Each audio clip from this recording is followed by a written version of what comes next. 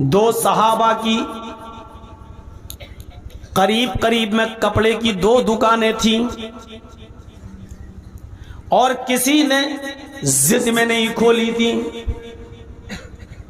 ان دونوں دکانوں پر جب کوئی کسٹمر آیا کرتا تھا تو کوئی دکان والا آنے والے کسٹمر کو بلاتا نہیں تھا۔ اس کسٹمر کا دل جس دکان پر جانا چاہے اس دکان پر وہ چلا جاتا تھا۔ آؤ میں تمہیں وہ واقعات بتاتا ہوں۔ ایک مرتبہ ایک صحابی کی دکان پر کپڑا خریدنے کے لیے کسٹمر آتا ہے۔ اس نے کپڑا خریدا اور چل دیا۔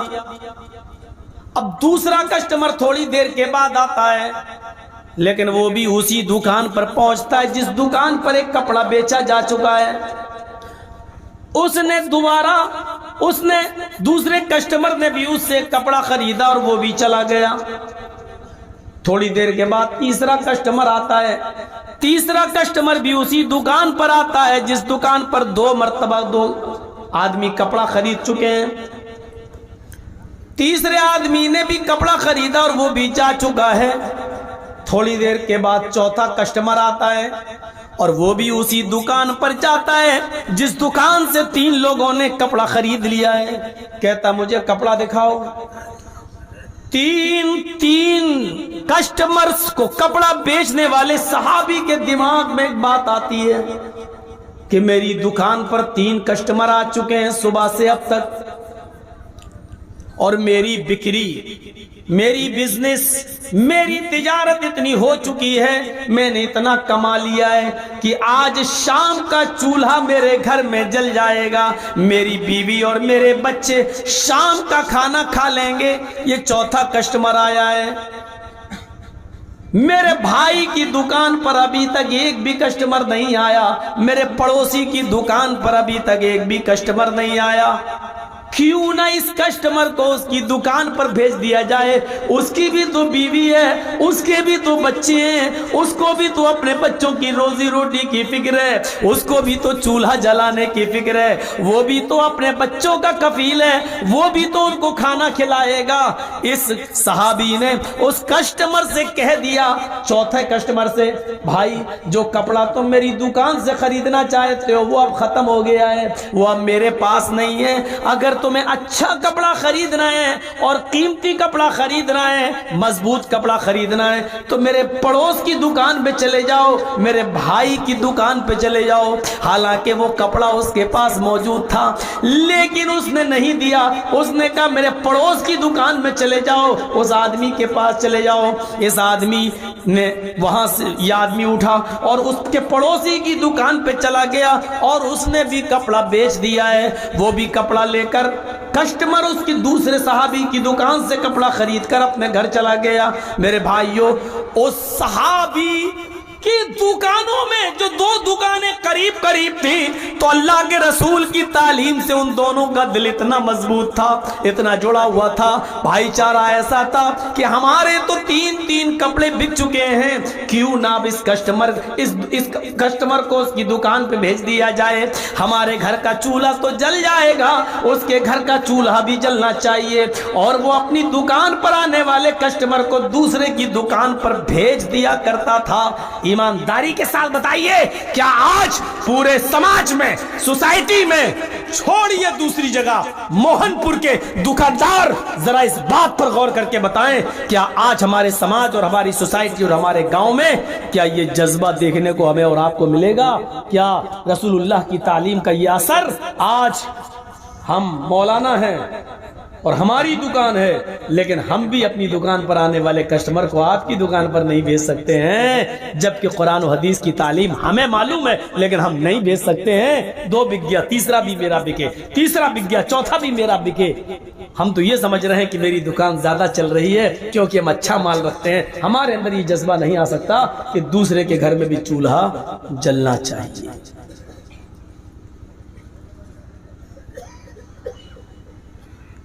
مولانا یہ آج کیا لے کے بیٹھ گئے ہو؟ ضرورت ہے آج۔ قرآن اسی چیز کا ذکر کرتے ہوئے کہتا ہے انما المؤمنون اخوہ، ساری دنیا کے مسلمان، ساری دنیا کے لوگ، ساری دنیا کے مومن بھائی ہیں۔ یہ لیجئے، بھائی کا مطلب جانتے ہیں کیا ہے؟ بھائی کا مطلب یہ ہم لوگ جو بہت آسانی سے بول دیتے ہیں نا، کون ہے میرا بھائی؟ بھائی کہتے کس کو ہیں؟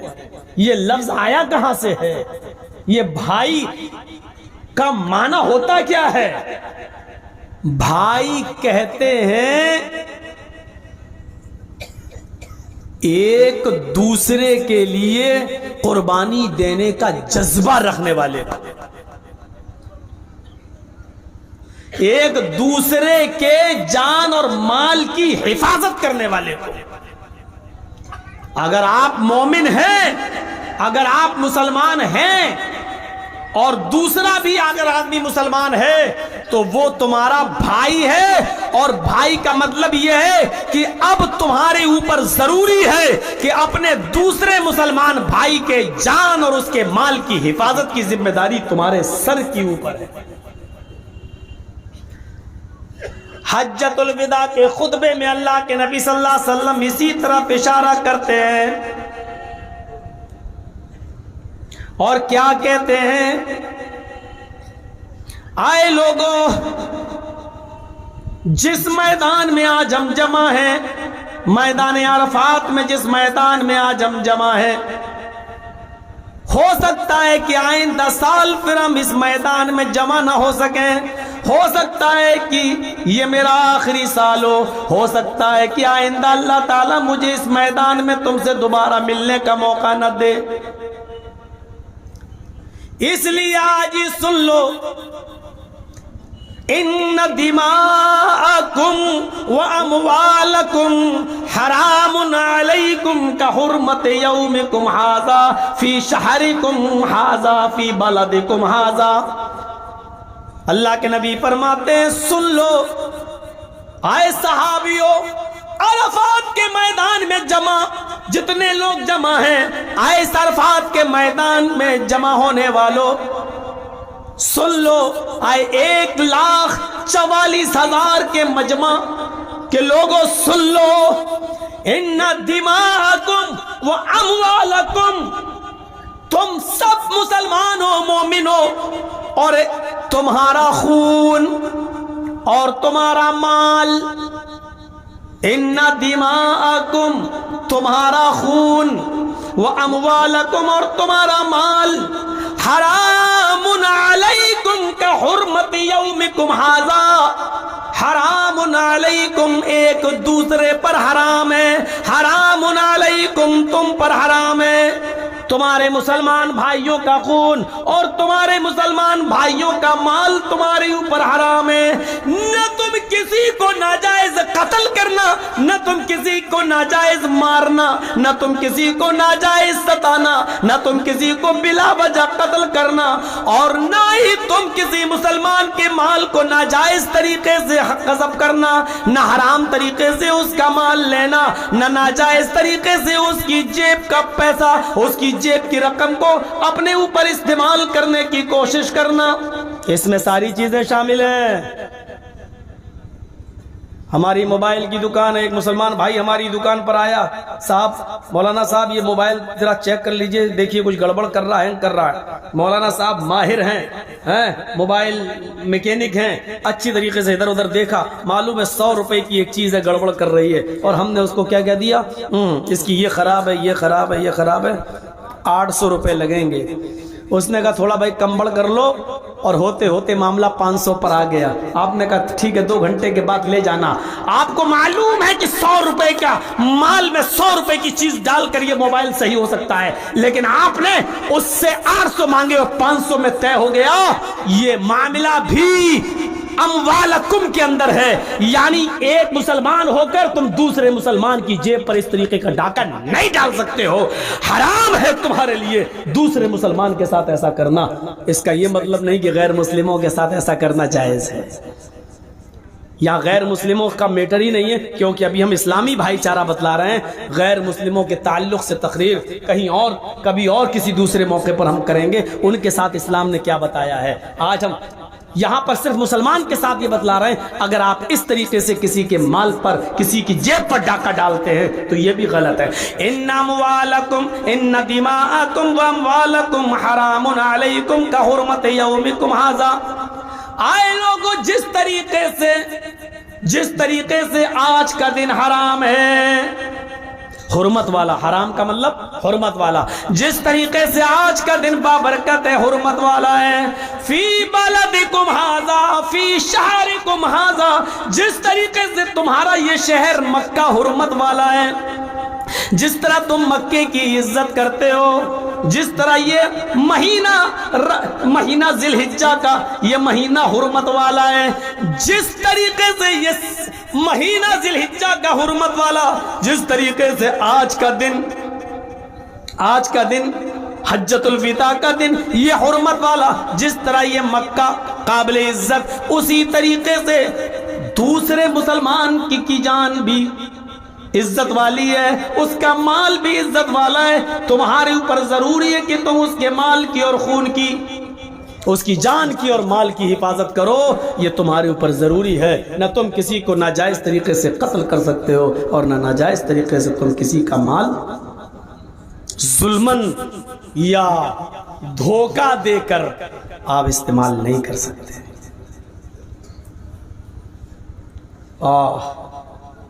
ایک صحابی مسجد میں نماز پڑھنے کے لیے جا رہے ہیں. ایک صحابی مسجد کے اندر نماز پڑھنے جا رہے ہیں اور کچھ تیر ہیں ان کے ہاتھ میں. تیر تو آپ جانتے ہیں آگے سے اس میں نوک لگی ہوتی ہے، کمان میں لگا کے جب چھوڑا جاتا ہے تو وہی تیر مارا جاتا ہے کسی کو. تو تیر میں آگے کا حصہ بڑا نکیلا ہوتا ہے، کھنجر ٹائپ کا ہوتا ہے. تو وہ صحابی تیر گڈمڑ کیے ہوئے تھے، 10-15 تیر ایک رسی میں باندھے ہوئے تھے اور ایسے ایسے چل رہے تھے، ہاتھ ہلاتے ہوئے. وضو بنا کر جیسی مسجد میں داخل ہوئے اور تیر ایسے لے کے چلے. اللہ کے نبی صلی اللہ علیہ وسلم نے دیکھا. ابو داؤد کے حدیث کی کتاب ابو داؤد کے صفحات پر یہ منظر دیکھا جا سکتا ہے. جیسی وہ تیر کو اللہ کے رسول نے دیکھا، ارے صحابہ کرام تو مسجد میں وضو بنا کے جا رہے ہیں اور یہ ایسے ایسے تیر لے کے چل رہا ہے، کہیں تیر کسی صحابی کو لگ نہ جائے، یہ تیر کسی میرے مسلمان صحابی کے جسم کو زخمی نہ کر دے. تو اللہ کے نبی نے دور سے ہی چیختے ہوئے کہا صحابی سے، اس تیر کو سنبھالو، اس تیر پر کنٹرول کرو، ان کو ایک جگہ رکھ دو، ہاتھ ہلا کر مت چلو، کہیں لا تخدشوا مسلمن، کہیں ایسا نہ ہو کہ تمہارے ہاتھوں کے تیر کا اگلا حصہ کسی مسلمان کو زخمی کر دے. ہمارے نبی ایک تیر کی کھروچ کسی مسلمان کو لگ جائے، کسی صحابی کو لگ جائے، یہ بھی برداشت نہیں کر رہے ہیں. اللہ کے رسول کسی کی جان بندوق کی گولی سے، پسٹل سے، تلوار سے اور چاقو اور چھریوں سے کسی کو مار دیا جائے، قتل کر دیا جائے، یہ کیسے وہ نبی برداشت کر سکتا ہے؟ سوچو. اور چھوٹے چھوٹے بچے تقریر کرتے ہیں، چھوٹے چھوٹے بچے. اللہ کے رسول چمن اسلام میں واقعہ پڑا ہوگا، بخاری کے اندر ہے. اللہ کے رسول صلی اللہ علیہ وسلم ایک بار بازار کی طرف گئے کہ دیکھا ایک آدمی غلہ بیچ رہا ہے. آپ کو کچھ شک ہوا، کچھ ڈاؤٹ ہوا، تو اس نے کیا کیا، اوپر سے تو سوکھا اناج رکھا تھا اور اندر سے سب گیلا تھا، بھیگا ہوا تھا، اور وہ ہاتھ ڈال کے ایسے نکال کے ترازو پہ تول کے دیتا تھا تو پانی کا وزن بھی اس میں آ جاتا تھا. تو آپ کو جب ڈاؤٹ ہوا، شک ہوا، تو آپ نے ہاتھ اندر ڈال کے دیکھا تو پورا غلہ اندر سے گیلا تھا. تو آپ نے کہا یہ کیا، یہ کیا؟ اللہ کے نبی تھوڑا سا وزن بڑھ جائے گا اس لیے میں نے ایسا کیا. اللہ کے رسول صلی اللہ علیہ وسلم نے سختی سے منع کیا، ڈانٹا، اصول بنائے، ضابطہ متعین کیا. کیا تم حرام کی کمائی کماتے ہو؟ کیا تم حلال روزی نہیں کما سکتے ہو؟ حلال کا لقمہ تمہارے حرام کے 1000 درہموں سے حلال کمائی کا 1 درہم تمہارے حرام کے مال 1000 درہم سے زیادہ بہتر ہوگا. خبردار آئندہ اگر تم نے ایسا کیا. میرے بھائیوں، دھوکہ دے کر بھی پیسہ حاصل کرنے کو اسلام جائز قرار نہیں دیتا. یہ چھوٹے چھوٹے بچے چمن اسلام پڑھ کر تقریریں کرتے ہیں، آج ہمیں آپ کے سامنے بتانا پڑ رہا ہے. اور اتنا زور دیا ہے حلال کمائی پر کہ ایک نوجوان اللہ کے رسول کے پاس آتا اور کہتا شیئن للہ، اللہ کے نام پہ کچھ دے دو. آپ نے دیکھا یہ ہاتھ پیر سلامت، چہرہ صحیح، ہٹے کھٹے موٹے تازے تندرست، بھیک مانگتے ہو. اللہ کے نبی نے کہا محنت کرو، گھر میں کچھ ہے؟ کہتا کچھ نہیں ہے. کہا کچھ تو ہوگا. کہا 1 پیالہ ہے اور 1 لنگی. آپ نے کہا یہ دونوں چیزیں اٹھا لاؤ. پھر آپ نے اس کو بیچا. کوئی ہے جو اس کو خریدے گا؟ ایک نے کہا آدھا درہم، دوسرے نے کہا 1 درہم. جس نے 1 درہم لگایا اللہ کے رسول نے اس کو دے دیا. 1 درہم میں پیالہ بھی بک گیا، لنگی بھی بک گئی. تب اللہ کے رسول نے اس سے کہا آدھے درہم کا اناج لاؤ، گھر میں ڈال لو، اور آدھے درہم کی کلہاڑی بازار سے لے کر آؤ. وہ کلہاڑی لے کر آیا. اللہ کے رسول نے کلہاڑی میں دستانی لکڑی اپنے ہاتھ سے ڈال دی اور کہا اب جنگل میں جاؤ، لکڑیاں کاٹ کاٹ کر اکٹھی کر کے گٹھر بنا کر بازار میں بیچو، کماؤ، محنت کرو، اپنے ماں باپ کی پرورش کرو، اور 15 دن کے بعد آ کر مجھے اپنا حال بتانا. 15 دن کے بعد وہ آیا اور کہا اے اللہ کے رسول گھر میں بہت اچھی گزر بسر چل رہی ہے. اللہ کے نبی نے فرمایا یہ محنت کی کمائی، یہ حلال روزی، یہ جنگل سے لکڑیاں کاٹ کر لانا اور بازار میں بیچنا اس بھیک سے بہتر ہے جو تم اللہ کے نام پر تندرستی کے حالت میں مانگ رہے تھے. یہ اس بھیک سے بہتر ہے جو لوگ تندرست ہیں، ہٹے کھٹے ہیں، اور پھر بھی بھیک مانگتے ہیں. قیامت کے دن ان کی پیشانی پر لکھا ہوگا یہ دنیا میں بھیک مانگا کرتا تھا. آپ نے محنت کی طرف زور دیا ہے اور کہا ہے محنت کی کمائی اس سے بہتر ہے. محنت کی کمائی بھیک مانگنے سے بہتر ہے. اللہ کے رسول کبھی بھی محنت سے دور نہیں رہے. اور ایک دفعہ تو ایسا ہوا کہ 5-6 لوگ سفر کر رہے تھے، جنگل میں بھوک لگی. کسی نے کہا اے اللہ کے رسول ہمارے پاس تو بکری اکری ہے، چلو ذبح کر دیتے ہیں. تو ایک نے کہا کہ میں ذبح کر دیتا ہوں. دوسرے صحابی نے کہا میں کھال اتار دیتا ہوں. تیسرے نے کہا ٹھیک ہے میں بوٹیاں کر دیتا ہوں. چوتھے نے کہا ٹھیک ہے میں چولہا جلا کر ہانڈی میں رکھ کر پکا دیتا ہوں. 5ویں نے کہا ٹھیک ہے گوشت تم پکاؤ گے تو روٹیاں میں بنا دیتا ہوں. اب چھٹے خود اللہ کے رسول ہیں. 5 لوگوں نے اپنا اپنا کام لے لیا. اب چھٹے بچے اللہ کے رسول. نبی اکرم نے پوچھا اور مجھے کیا کام ہے؟ صحابہ کہتے ہیں اب کوئی کام ہی نہیں، آپ آرام کریے، آپ آرام کیجئے. اللہ کے رسول نے کہا نہیں میں بھی آپ کے ساتھ چلا ہوں، مجھے بھی کوئی کام دیجئے. تم لوگوں نے اپنا اپنا کام بانٹ لیا ہے، میں بھی تو کام کر. سادگی دیکھیے، سنجیدگی دیکھیے، سمپلٹی دیکھیے. میں بھی کچھ کام کرنا چاہتا ہوں، بتاؤ کیا کام؟ صحابہ ہنسنے لگے. کوئی کام ہی نہیں ہے، یہ بکری ذبح کر دے گا، یہ کھال اتار دے گا، یہ بوٹیاں بنا دے گا، یہ گوشت پکا کر تیار کر دے گا، یہ روٹیاں بنا دے گا. سارے کام تو ہو گئے. اللہ کے نبی نے کہا ایک کام باقی ہے. کہا نا اب کچھ نہیں. آپ نے کہا ہے. کہا کیا؟ صحابہ نے پوچھا کیا؟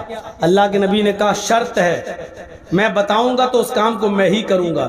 آپس میں 5 صحابہ نے صلاح کی بڑا بڑا کام تو ہم نے لے ہی لیا، چھوٹا موٹا کام ہوگا. اللہ کے نبی کو ٹھیک ہے، ہاں ٹھیک ہے بتائیے کیا کام ہے. اللہ کے نبی نے فرمایا گوشت پکانے کی ذمہ داری تمہاری ہے، روٹی پکانے کی ذمہ داری تمہاری ہے، لیکن گوشت پکانے کے لیے اور روٹیاں بنانے کے لیے چولہا جلے گا، اور چولہے میں جلانے کے لیے لکڑیوں کی ضرورت پڑے گی. لکڑیاں کون لائے گا؟ یہ کام میں کرتا ہوں، جنگل کے اندر میں جاؤں گا اور لکڑیاں کاٹ کر اکٹھی کر کے لانے کی ذمہ داری میری ہے. سب سے مشکل کام اللہ کے رسول صلی اللہ علیہ وسلم نے اپنے ذمہ لے لیا. نبی اکرم نے اپنے ذمے لے لیا۔ یہ واقعہ بتانے کا میرا مقصد یہ ہے کہ محنت سے کبھی اللہ کے رسول چوکے نہیں ہیں، محنت کرنے سے کبھی پیچھے نہیں رہے۔ میرے پیارے مسلمان بھائیوں، یہ تمہارے نبی کی سادگی تھی۔ تمہارے نبی جنگلوں سے لکڑیاں کاٹ کر لا رہے ہیں، ہمارے پیغمبر وہ جلا رہے ہیں، اور صحابہ کہتے ہیں نہیں اے اللہ کے نبی آپ بکری ذبح کر دیجئے، آسان کام آپ لے لیجئے اور مشکل والا کام مجھے دے دیجئے۔ اور اللہ کے نبی یہ کہہ کر ان کی درخواست کو ریجیکٹ کر دیتے ہیں، میری قسمت میں لکڑیوں والا کام آیا ہے، لہذا لکڑیاں کاٹ کر لانے کی ذمہ داری میری ہے۔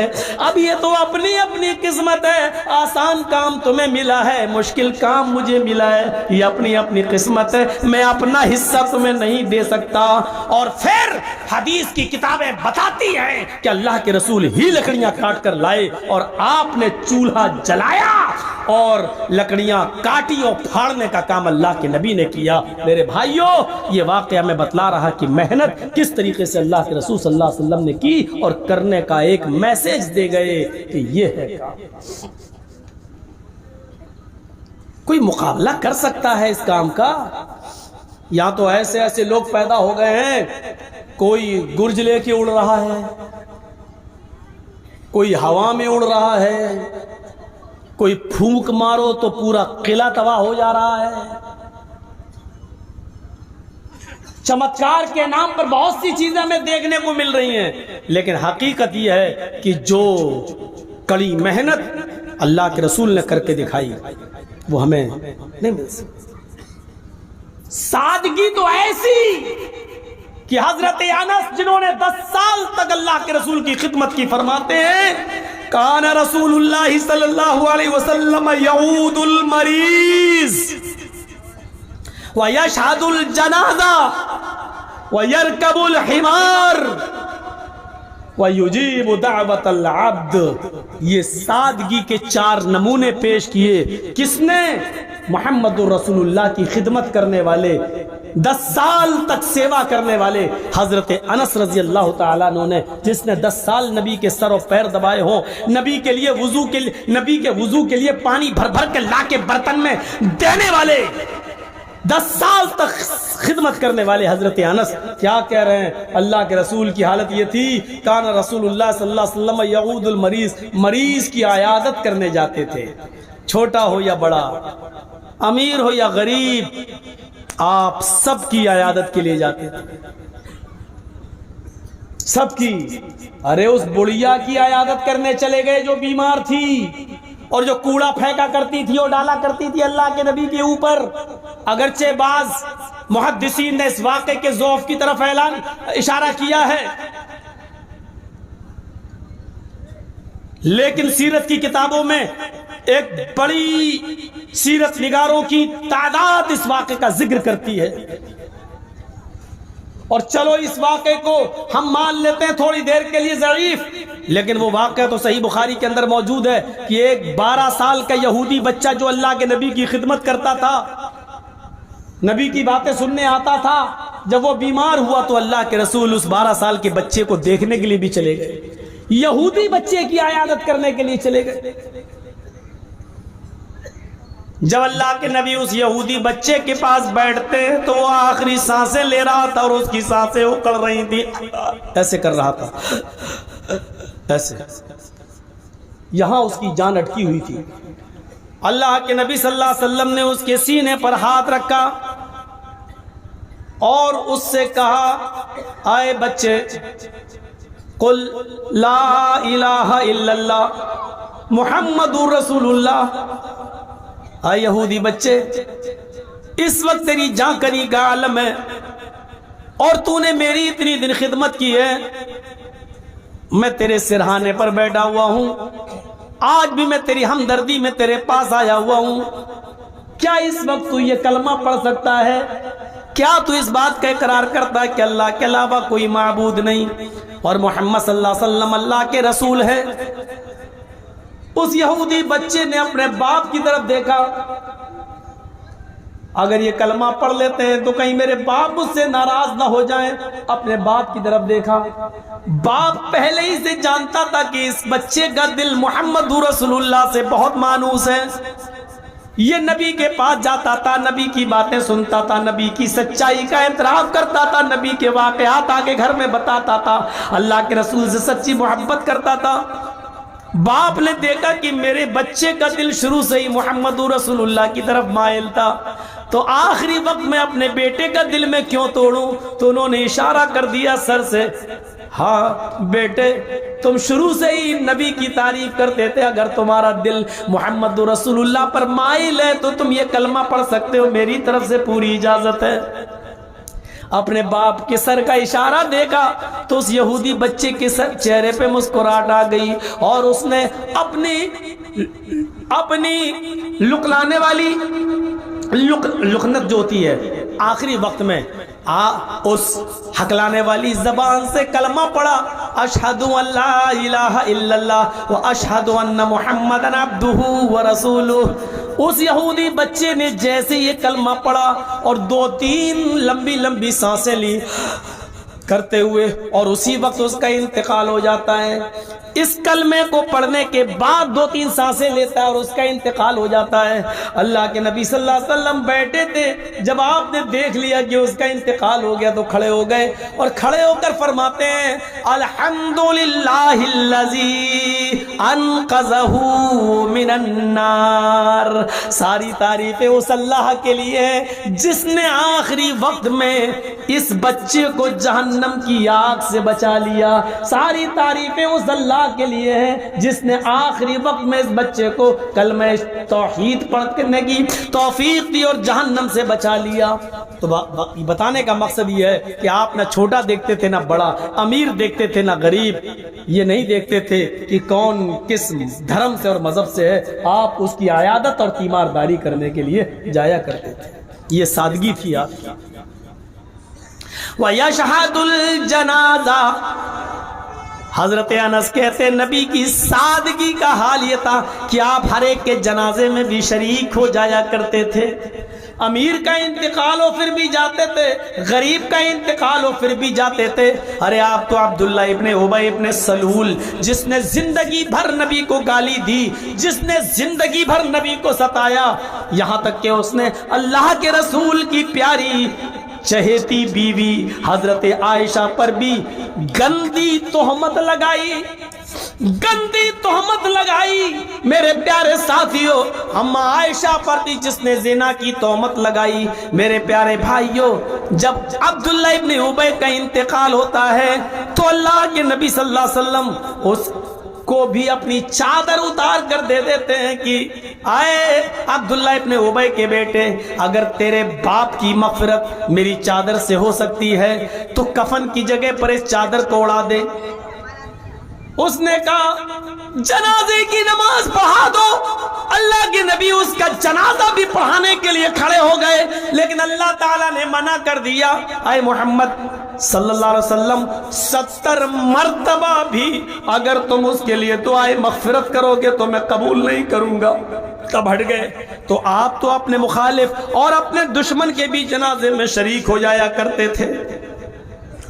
اور ایک مرتبہ تو ایسا ہوا کہ بیٹھے تھے اپنے صحابہ کے ساتھ، ایک جنازہ آ رہا ہے یہودی کا، کسی یہودی کا انتقال ہو گیا، جنازہ آ رہا ہے۔ اللہ کے نبی صلی اللہ علیہ وسلم نے یہودیوں کی شب یاترا دیکھی، اس کا جنازہ دیکھا تو آپ بیٹھے تھے، جنازہ دیکھ کر کھڑے ہو جاتے ہیں، جنازہ دیکھ کر کھڑے ہو جاتے ہیں، تھوڑی دور چلنے بھی لگتے ہیں۔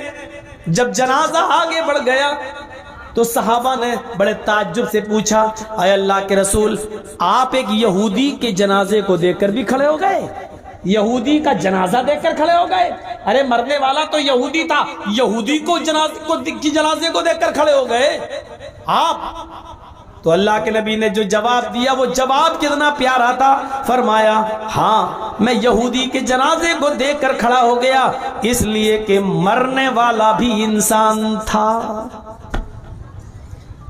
میں اس کے مذہب کو دیکھ کر کھڑا نہیں ہوا، اس کے انتقال پر اس کے ماں باپ کے غم کو دیکھ کر میں کھڑا ہوا، کیونکہ اپنے بیٹے یا باپ کے انتقال کے بعد خاندان والوں کو غم تو ہوتا ہی ہے، تو ہم انسانیت کا تقاضا یہ ہے کہ ہم ان کے غم میں شریک ہو جائیں.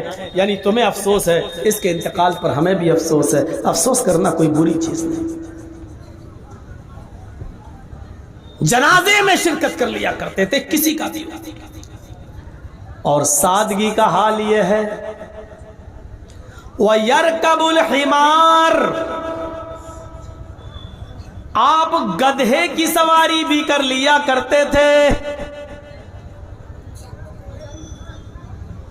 آئے بھک منگنی گاڑیوں پر بیٹھنے والوں،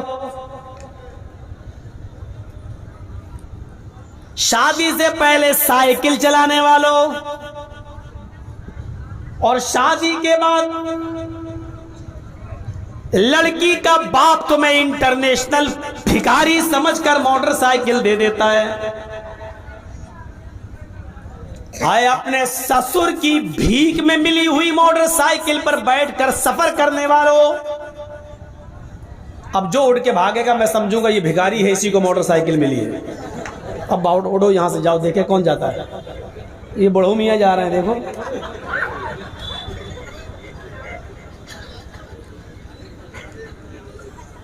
اب بتاؤ اس وقت کہاں جا رہے ہیں بیچارے؟ بڑھیان بھی سو گئی ہوں گی، کیا کریں گے وہاں جا کے؟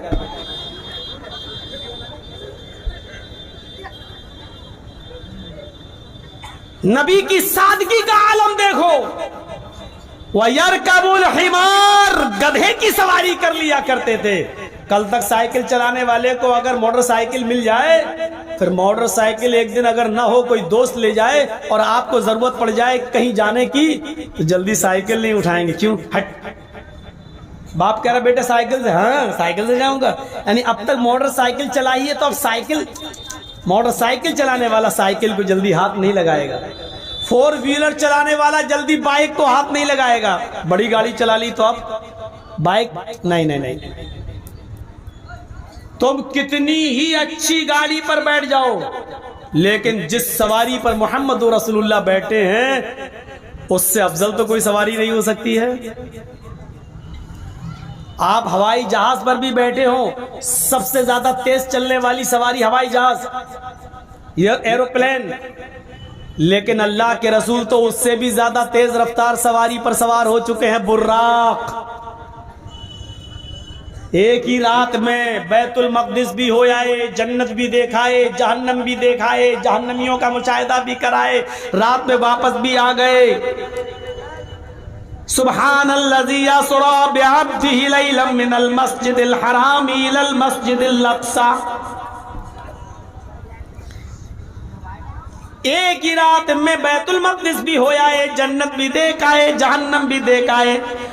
اتنی پیاری سواری پر بیٹھنے کے بعد جب زمین پر آتے ہیں، مدینے میں آتے ہیں، مکے میں آتے ہیں، مکے میں تشریف لاتے ہیں، میرے بھائیو یقین مانیے جب آپ براق کا سفر کرنے کے بعد، جنت و جہنم دیکھ کر آنے کے بعد جب آپ اپنی بستی میں آتے ہیں تو آپ نے یہ نہیں دیکھا کہ میں تو براق پر بیٹھ چکا ہوں، اب میں گدھے کی سواری نہیں کر سکتا، میں اتنی اچھی سواری پر بیٹھ چکا ہوں، میں سواری اب گدھے کی نہیں کروں گا.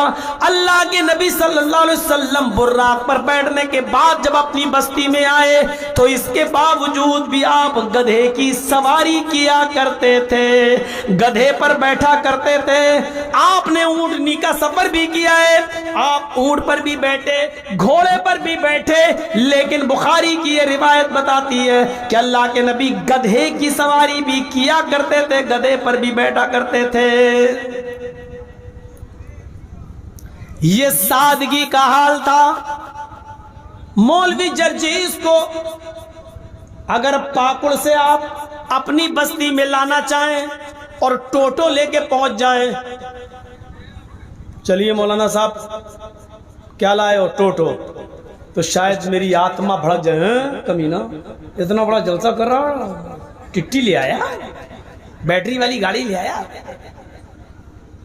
میں تو خیر بہت وہ ہوں، مجھے تو آپ بیل گاڑی پہ بھی بٹھا کے لائیں گے تو آ جاؤں گا. میں دوسرے مزاج کا آدمی ہوں، میں موٹر سائیکل پہ ہی سفر کر لیتا ہوں، حالانکہ چلانا نہیں آتی ہے مجھے، لیکن کوئی بٹھاتا ہے تو اس پہ بھی بیٹھ جاتا ہوں. لیکن بہت سے لوگوں کو میں نے دیکھا ہے بائک پہ بیٹھوں گا. گاڑی ہونی چاہیے وہ بھی لیگزری، پیر آرام سے نیچے آ جائے، ٹیک لگا لی جائے، اور اے سی بھی ہونی چاہیے. اور کچھ مولوی 20 سال کی زندگی چھوٹی سی نہیں ہوتی ہے، ایک لمبی زندگی تقریروں میں گزر گئی ہے. ایسے ایسے مولویوں کو دیکھا ہے جو جلسے کی ڈیٹ دیتے وقت ایک لسٹ بھی بتا دیتے ہیں، کھانے میں یہ، رہنے میں یہ، پینے میں یہ والا ہوٹل. اب اور آگے نہیں بڑھوں گا ورنہ آپ سمجھ ہی جائیں گے ایسے مولوی کون ہیں.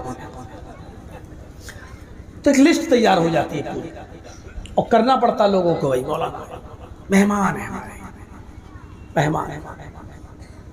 گوشت بنے گا تو تقریر میں جوش آئے گا، کہیں اگر دال کھلا دی تو ہو جائے گی ہڑتال. وَيَرْكَبُ الْحِمَارِ، نبی اکرم کی سمپلٹی کا اور نبی اکرم کی سادگی کا حال یہ تھا کہ آپ گدھے کی سواری کر لیا کریں. اور چوتھی چیز جو حضرت انس نے بیان کی ہے اللہ کے رسول کی خصوصیت، وَيُجِيبُ دَعْوَةَ الْعَبْدِ،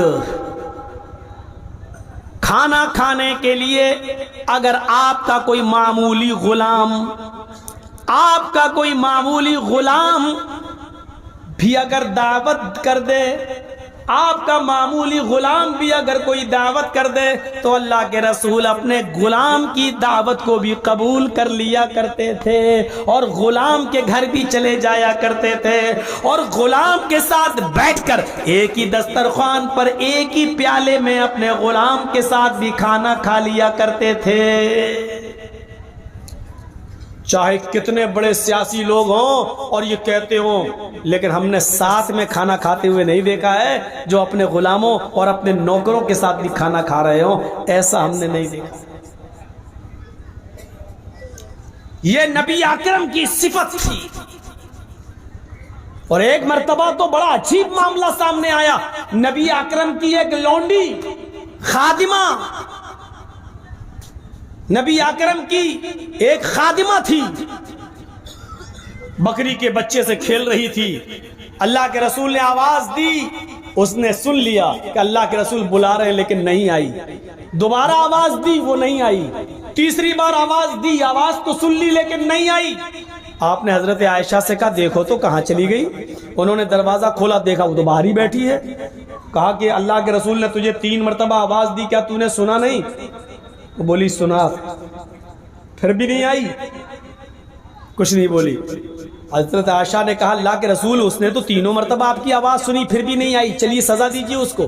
اللہ کے رسول باہر آئے، کیا کر رہی ہو؟ بکری کے بچے کو ایسے ہوتی ہے لڑکیوں بچوں کی عادت. خادمہ تھی. میں نے تجھے آواز دی، تو نے سنا؟ وہ کہہ سکتی تھی کہ نہیں سنا، جھوٹ بول سکتی تھی، لیکن نوکرانیاں بھی خادمائیں بھی اتنی سچی تھی، نہیں سنا ہے. دوسری آواز کا وہ بھی سنی ہے، تیسری آواز کا وہ بھی سنی. کا پھر بھی تو نہیں آئی؟ جی نہیں. کیوں؟ میں کھیل رہی تھی بچے سے. اللہ کے رسول صلی اللہ علیہ وسلم اپنی کان میں مسواک رکھے ہوئے تھے. آپ کے کان میں اکثر مسواک ہوا کرتی تھی، اور سارے صحابہ اکثر ایسا کرتے تھے. نماز کا وقت ہوا، کان سے مسواک نکالی، وضو بنایا اور نماز پڑھنے چلے گئے. پھر کان میں لگا لی. اللہ کے رسول کے کان میں مسواک تھی. نبی اکرم نے اس مسواک کو اپنے ہاتھ میں لے لیا. یہ مسواک کان سے نکالی، ذرا میری آواز سننے کے بعد بھی نہیں آئی؟ کہا نہیں. اس نے اللہ کے رسول نے وہ مسواک اٹھائی اور اٹھاتے ہی آپ نے تان لیا اور ایسے کر کے اس کی پیٹھ پر مارنے والے تھے، ایسے کر کے اس کی پیٹھ پر مارنے والے تھے. اللہ کے نبی کی مسواک اوپر جاتی ہے، ہاتھ نیچے آتا ہے اوپر، اور اس خادمہ اس لونڈی کی پیٹھ کے درمیان بیچ میں پہنچتی ہے. آپ کا ہاتھ بیچ میں پہنچتا ہے. آپ نے مسواک کو روک لی اور اپنی لونڈی کو مسواک نہیں مارا، روک لیا، اور آپ کی آنکھوں میں آنسو آ گئے اور آپ بغیر اس لونڈی کو مارے ہوئے اپنے گھر کے حجرے میں چلے جاتے ہیں، عائشہ کے حجرے میں۔ حضرت عائشہ آتی ہیں، اللہ کے نبی کے آنکھوں سے آنسوؤں کو پوچھتی ہیں اور کہتی ہیں کیا بات ہے، آپ تو مارنے گئے تھے، تین بار اس نے آپ کی آواز سنی اور پھر بھی نہیں آئی، آپ کو تو سزا دینا تھا، آپ تو مسواک سے مارنے والے تھے، تاوڑ توڑ کئی مسواک مار دینا چاہیے تھا تاکہ آئندہ خیال رکھیں، لیکن آپ نے تو ایک بھی مسواک نہیں ماری، مارنے ہی والے تھے کہ روک لیا اور رونے بھی لگے۔ کہنے لگے عائشہ میں چاہتا تھا کہ اس کو ایک دو مسواک ماروں، لیکن جیسے ہی میں نے اس کو مسواک اٹھایا اور مارنے والا ہوا، اپنے نوکروں پر حکم چلانے والوں، اپنے ڈرائیوروں کو گالیاں سنانے والوں، اپنے نیچے کام کرنے والوں سے سخت لہجے میں بات کرنے والوں، تمہارے لیے جناب محمد رسول اللہ کی یہ مثال، یہ واقعہ تمہارے لیے عبرت پیدا کرے گا تمہاری زندگی میں۔ عائشہ جیسے ہی میں نے مسواک اٹھا کر اس کو مارنا چاہا، میرے دل میں یہ خیال آیا، اے محمد صلی اللہ علیہ وسلم، آپ اس کو ایک مسواک مار دیں گے، آپ کی ایک مسواک کا مارنا اس کی غلطی سے زیادہ نہ ہو جائے، آپ کی یہ سزا اس کی غلطی سے بڑھ کر نہ ہو جائے، ایسا نہ ہو کہ اس نے آپ کی 3 بار آواز سنی اور نہ آئی، یہ غلطی کی ہے اس نے، لیکن آپ اس غلطی کی جو سزا دے رہے ہیں اس کو، آپ کی دی ہوئی سزا اس کی غلطی سے کہیں زیادہ نہ ہو جائے۔ اگر میں نے ایک مسواک اس کو مار دی اور یہ سزا اس کی غلطی سے زیادہ ہو گئی تو قیامت کے دن وہ لڑکی، وہ خادمہ، وہ لونڈی میرے اوپر مقدمہ دائر کر دے گی، اللہ کی عدالت میں میرے اوپر کیس کر دے گی، میں اپنے رب کو کیا جواب دوں گا، میں اپنے رب کو کیا جواب دوں گا؟ عائشہ مجھے اس بات کا خطرہ پیدا ہو گیا کہیں میرا ایک مسواک کا مار دینا اس کی غلطی سے زیادہ نہ ہو جائے، اس ڈر سے میں نے اس کو نہیں مارا، میں چلا آیا، میں نے اس کی غلطی کو نظر انداز کر دیا، میں نے اس کی غلطی کو معاف کر دیا۔ اس واقعے کی روشنی میں اپنے ڈرائیوروں سے سخت لہجے میں بات کرنے والوں، اپنے نوکروں سے سخت لہجے میں بات کرنے والوں، اپنے پارٹنروں سے غصے میں اور سخت لہجے میں گالی گلوچ میں بات کرنے والوں، اپنی حکمرانی کو قائم رکھنے والوں، ذرا سوچو تو صحیح، قیامت کے دن ہمیں اور آپ کو اللہ کے دربار میں جواب دینا ہے۔ محمد رسول اللہ کی زندگی تو ہر شعبے میں ہماری رہنمائی کر رہی ہے، ہر ڈپارٹمنٹ کے اندر ہماری رہنمائی کر رہی ہے۔ سادگی بھی دکھا دی اور یہ بھی بتا دیا کہ ایک مسلمان کا دوسرے مسلمان کے ساتھ معاملہ کیا ہونا چاہیے۔ ارے جب تم ٹرین میں چلتے ہو تھوڑی سی دیر میں کتنی محبت ہو جاتی ہے۔ مولانا جرجیس صاحب نے دلی سے ٹرین پکڑی، کلکتہ آنا ہے، راستے میں ہماری سیٹ کے سامنے ایک اور آدمی بیٹھا ہوا ہے، تھوڑی دور ٹرین دلی سے چلی غازی آباد، غازی آباد سے چلی علی گڑھ۔ جرجیس صاحب نے بات کرنا شروع کر دی اپنے سامنے بیٹھے ہوئے آدمی سے، صاحب آپ کا نام؟ جی میرا نام محمد اسلم۔ اچھا ماشاءاللہ، آپ کا نام؟ محمد جرجیس۔ ہاں چلیے ماشاءاللہ، چلیے آپ بھی ہماری برادری کے، ہماری قوم کے۔ تھوڑا سا اور آگے بڑھے، صاحب آپ کہاں جا رہے ہیں؟ اس نے کہا کلکتہ۔ پھر اس نے پوچھا صاحب آپ کہاں جا رہے ہیں؟ میں بھی کلکتہ۔ چلیے ماشاءاللہ، تو سفر بہت اچھا۔ دیکھیے چند گھنٹوں میں معاملہ کتنا آگے بڑھتا جا رہا ہے۔ تھوڑا سا اور آگے بڑھتے ہیں، گاڑی اٹاوا کانپور الہ آباد کراس کرتی ہے۔ صاحب آپ کلکتہ میں کہاں جا رہے ہیں؟ اس نے کہا مڈیا برج۔ پھر پوچھا آپ کہاں جا رہے ہیں؟ صاحب میں بھی مڈیا برج۔ چلیے ماشاءاللہ، کلکتہ کے بعد بھی ہم لوگوں کا سفر ایک ہی ٹیکسی سے ہو جائے گا۔ معاملہ آگے بڑھتا گیا، رات ہو جاتی ہے، کبھی कभी चाय बेचने वाला आता है, मैं उसको पिला रहा हूं, वो मुझे पिला रहा है। किसी स्टेशन पर गाड़ी रुकती है, वो पानी भरने उतर रहा है तो उसके सामान की देखरेख मैं कर रहा हूं, मैं उतरता हूं तो मेरे सामान की देखरेख वो कर रहा है। क्योंकि अब सफर में एक दूसरे के माल का मुहाफिज हो गया है, एक दूसरे से जान पहचान हो गई है। वो हमारे माल की हिफाजत कर रहा है, मैं उसके माल की देखरेख कर रहा हूं। रात में दोनों सो रहे हैं, मेरी आंख खुलती है, अपना सामान चेक करता हूं, ठीक है, अपने सामान के बाद उसका भी देख लेता हूं, मेरे भाई के सामान को किसी ने लिया तो नहीं है।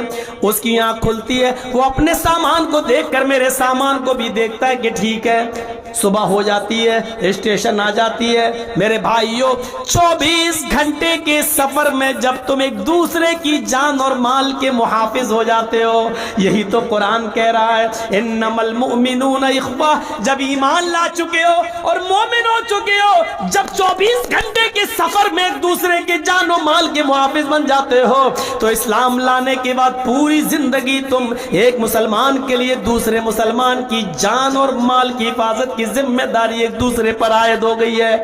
न मेरे माल पर तुम कब्जा करो, न तुम्हारे माल पर हम, न मेरी जान को तुम लो, न तुम्हारी जान के प्यासे हम। मेरे माल की हिफाजत तुम करो, तुम्हारे माल की हम। जब चंद घंटों के सफर में एक दूसरे का मुहाफिज होता है, तो इस्लाम ये कहता है कि जब तक तुम जिंदा रहो, एक मुसलमान दूसरे मुसलमान के जानो माल का मुहाफिज रहना चाहिए।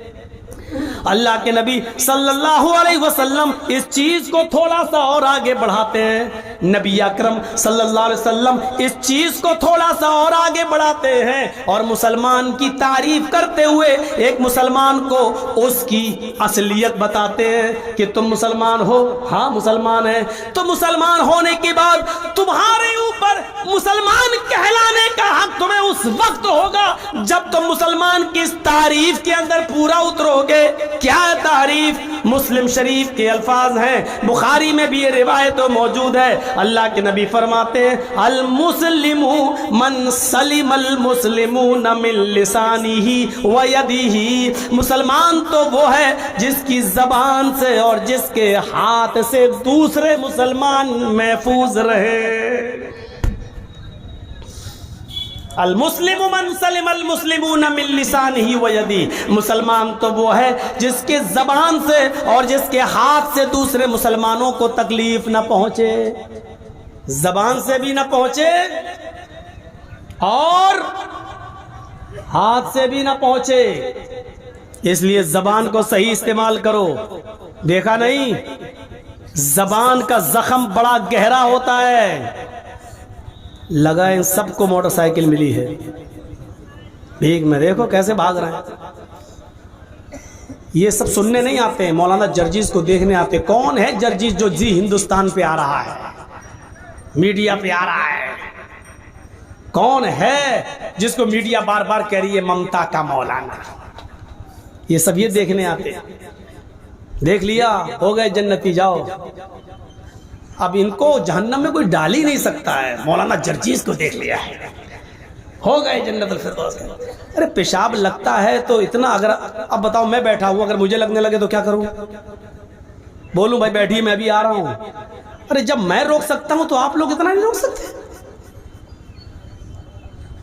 थोड़ा मामला है, 1.5-2 घंटा तो बोलता ही हूं। फिर इतना सुनने के बाद भी देखो वो साहब उठ रहे हैं। देखिए, ये देखिए, इतना सुनने के बाद भी। और आपकी भी गलती नहीं है इसमें। मगरिब के बाद से जब प्रोग्राम शुरू होगा तो कितनी देर कोई आदमी बैठेगा? मैं भी इस बात को समझता हूं, कितनी देर बैठेगा। यकीन मानिए पूरी रात सोया नहीं। हमारे मेजबान साहब जिनके घर पर मैं रुका था, उन्होंने फोन पर किसी को बताया कि मौलाना जर्जीज का टाइम 12 बजे है। तो मैं समझा कि कमेटी के जिम्मेदार आदमी हैं, 12 बजे टाइम होगा। तो 11 बज ही चुके थे। मैंने कहा क्या सोए हम, 12 बजे टाइम होगा। मैं 12 बजे से इंतजार कर रहा हूं कि अब कोई आए, अब कोई आए। होता है 12 का 12:15, 12:30। मैंने 1:30 पर 22 मिनट पर अपने जिया भाई को जगाया जो गुमानी से आए। मैंने कहा यार ये कोई तुक है, 1:30 बजने जा रहा है, अभी तक कोई आया नहीं मुझे लेने के लिए। 1:30 बज गया, 1:30 बज गया। फिर उन्होंने फोन किया, बाद में पता चला कि साहब 2 बजे टाइम है, जबकि मैं हिरनपुर की तकरीर में कह चुका था अभी इसी महीने के शुरुआत में 27 फरवरी को हिरनपुर में मैं कह चुका था कि 12 बजे के बाद झारखंड में हमें जहां भी टाइम मिलेगा मैं आइंदा उस इलाके में नहीं आऊंगा। भाई उम्र जब मेरी 18-20 साल थी तो चलो ठीक था। अब आप सोचो जिसके रोज प्रोग्राम हो और 2-2 बजे आप टाइम देंगे हमें, कहां मारी गई अकल हमारी, कहां जा रही हमारी अकल? और 2-2 बजे तक ये बैठेंगे बेचारे। साहब फजर तक चलेगा जलसा, तो ठीक है दूसरे मौलाना को भी रखिए हमारे बात बोलने के लिए, हमें उस टाइम में दीजिए जब लोग चाको चौबंद रहे, गैर मुस्लिम लोग भी रहे, तब तो वेद के मंत्र अंतर पढ़ने में अच्छा लगता। 2 बजे आप लाख के ये हिंदू भाई बैठे, हम नहीं मानते आपकी बात, नहीं मानेंगे। अरे 12 बजे तक तो चलो एक बात है। बंगाल के प्रोग्राम में ज्यादा देना शुरू कर दिया हूं, क्यों?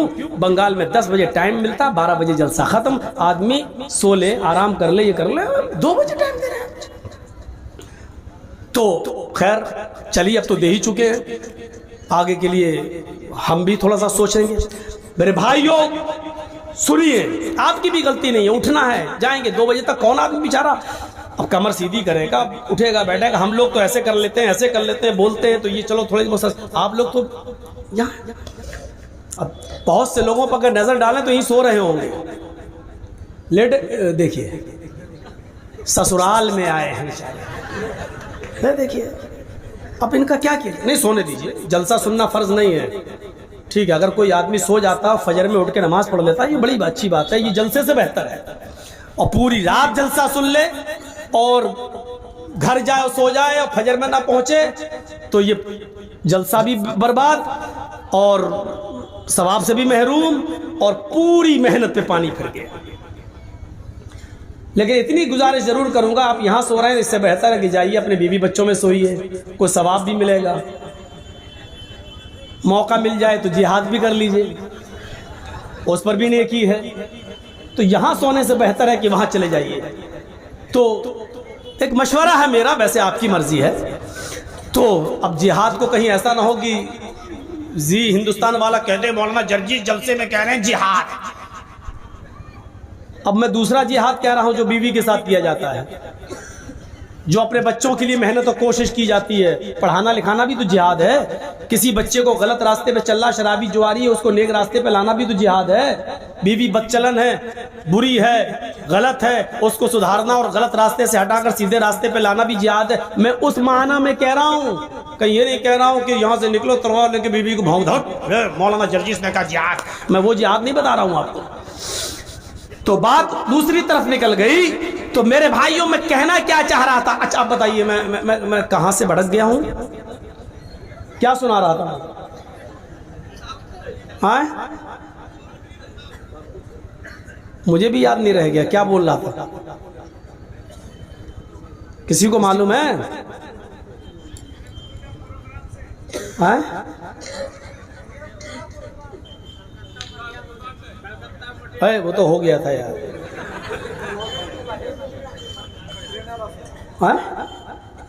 हाँ बताओ, अपनी अपनी कोशिश करो, देखता हूँ कि कौन।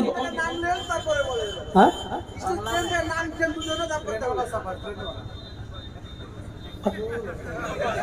वो सब हो चुका था यार। हाँ भाई बांग्ला बुझते पारवें किंतु बोलते पारवें ना, बांग्ला समझते हैं लेकिन बोल नहीं पाते हैं, बस यही दिक्कत है। चलिए हमको भी याद नहीं रहा। अल मुस्लिमु मन सलिमल मुस्लिमून मिन लिसानी व यदी।